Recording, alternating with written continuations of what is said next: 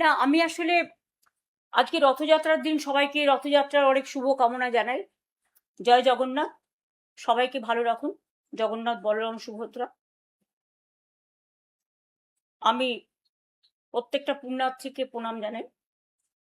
সাথে সাথে একথা নিশ্চয়ই বলবো যে আজকে 16 তারিখ, 16ই জুলাই, এবং আগেরবারও এদিন আমি জগন্নাথ ধামে যাবার আমার সুযোগ হয়েছিল রথ টানার, কিন্তু আমি যেতে না পারলেও আমার মনে মনে স্মৃতি আছে এবং সেটা দিয়ে আমি শ্রদ্ধা করি। বাড়িতেই জগন্নাথ দেবের পুজো করেছি। আপনাদের কাছে যেটা আমি আজকে বলবার জন্য বিশেষ করে এসছি, হঠাৎ করে আজকে আমার আসতে হলো, তার কারণ দেখলাম আর একজন এমপি, চলচ্চিত্র শিল্পী, ভালো শিল্পী, তাকে আমি সম্মান করি, তিনি গেছেন বিজেপির কোনো একটা নেতার সাথে মিটিং করে রিজাইন করতে। আমি আপনাদের জ্ঞাতার্থে বলি, উনি আগেই ইমেল পাঠিয়েছিলেন এবং থ্যাঙ্কস টু হার যে আজকে উনি ফিজিক্যালি জমা দিতে গেছে।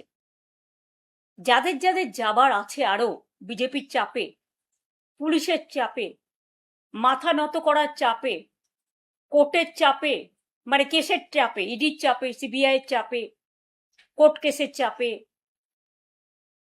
তারপরে হচ্ছে ভয়ঙ্কর ভয়ঙ্কর সিআইডি কেসের চাপে, সিবিআই এর চাপে, আইসিওসির চাপে, এসটিএফ এর চাপে, তাদের অনুরোধ করে বলবো, প্লিজ 21শে জুলাইয়ের আগে যার যা সিদ্ধান্ত নেয়া, যারা যারা বাঁচতে চান জীবনে লোটা কম্বল নিয়ে, তারা দয়া করে যেখানে ইচ্ছে যান বিজেপির কথা শুনে।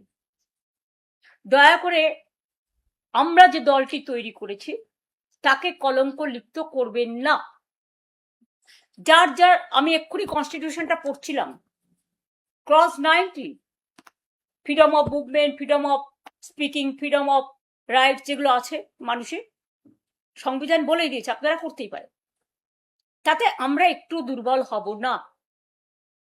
আমি শুনেছি এমনকি শহীদ পরিবারগুলোকে 21শে জুলাইয়ের যারা ছিলেন, পুলিশ থেকে ফোন করে বলা হচ্ছে এদিক নয় ওদিক যাও, মানে বিজেপির দিকে যাও, বিজেপি স্পন্সর বালিশের দিকে যাও, বালিশ পালিশ করতে যাও।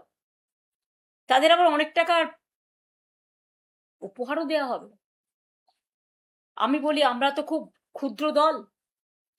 আমরা 40 বছর ধরে এই পরিবারগুলোকে চাকরি থেকে শুরু করে যতটুকু আমাদের সাহায্য করা, যেদিন ঘটনা ঘটেছিল সেদিন আমাদের কোনো ক্ষমতা ছিল না, বাট 21শে জুলাই বেনেভোলেন্ট ফান্ড আমরা একটা তৈরি করেছিলাম, কবি সুভাষ মুখোপাধ্যায় তার চেয়ারম্যান ছিলেন, এবং প্রদ্যুৎ দত্ত এক্স আইএফ এর জেনারেল সেক্রেটারি প্রেসিডেন্ট, তিনি ছিলেন তার জেনারেল সেক্রেটারি, এবং তাদের নেতৃত্বে আমরা সেদিনও কিন্তু মানুষ যেটা জমা করেছিলেন তার টোটালটাই আমরা কিন্তু শহীদ পরিবার এবং বিশেষ করে যারা আরো 100-150 জন আহত হয়েছিলেন, যতটুকু পেরেছি সাহায্য তাদের হাতে তুলে দিয়েছিলাম।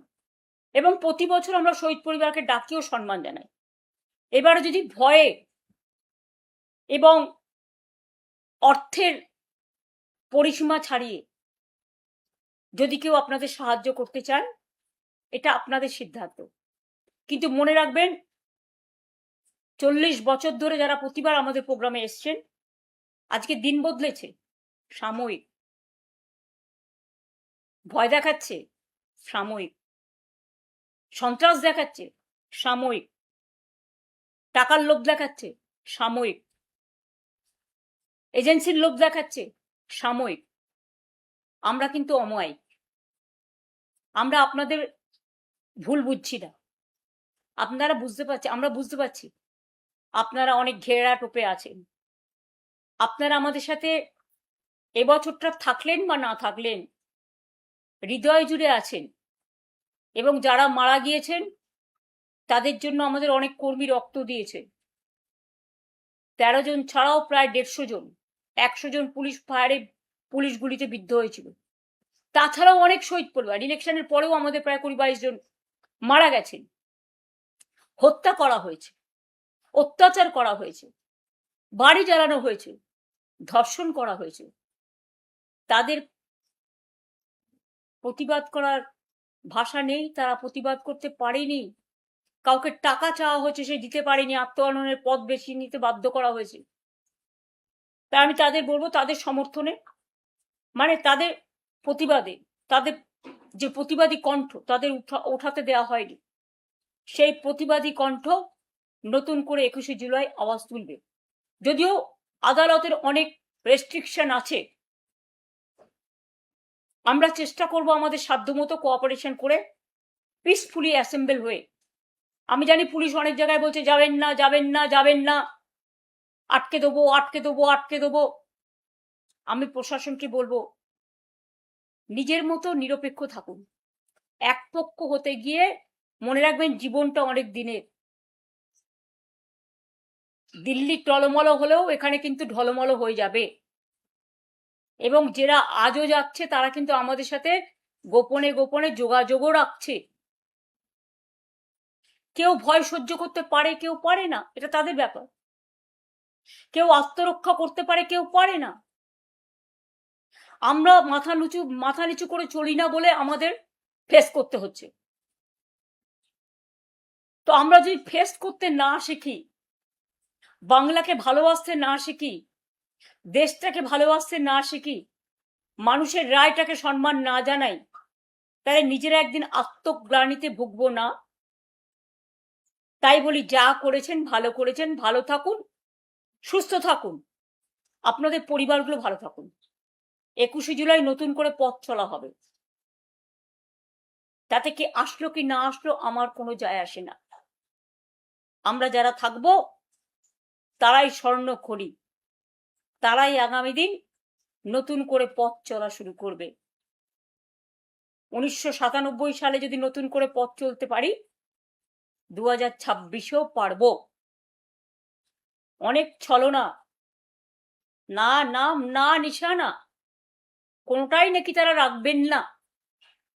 আপনারা ভালো থাকুন, সুস্থ থাকুন, নিজেদের রক্ষা করুন, দিল্লিটা আগে রক্ষা করুন, তবে তো আপনারা নিজেদের রক্ষা করতে পারবেন। দিল্লির মদতে যা ইচ্ছে আপনারা করে যাচ্ছেন। মনে রাখবেন, দিল্লি যতই জোর করে এমপি কিনুক বা বেচুক, আগামী দিন কিন্তু দিল্লি অবস্থা, দেশের অবস্থা সংকটের মধ্যে পড়ুক, আমরা চাই না।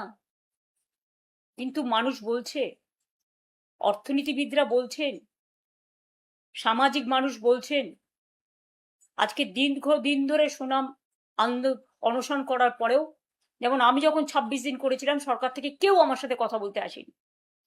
একমাত্র রাজ্যপাল, মাননীয় রাজ্যপাল গোপাল গান্ধী এসেছিলেন, মহাশ্বেতাদি ছিলেন, কবির সুমন ছিলেন, ভিপি সিং এসেছিলেন, আরো অনেক নেতা এসেছিলেন, সেটা 20 দিনের পরে। আজকে একবার গিয়ে কথাও বলতে পারছেন।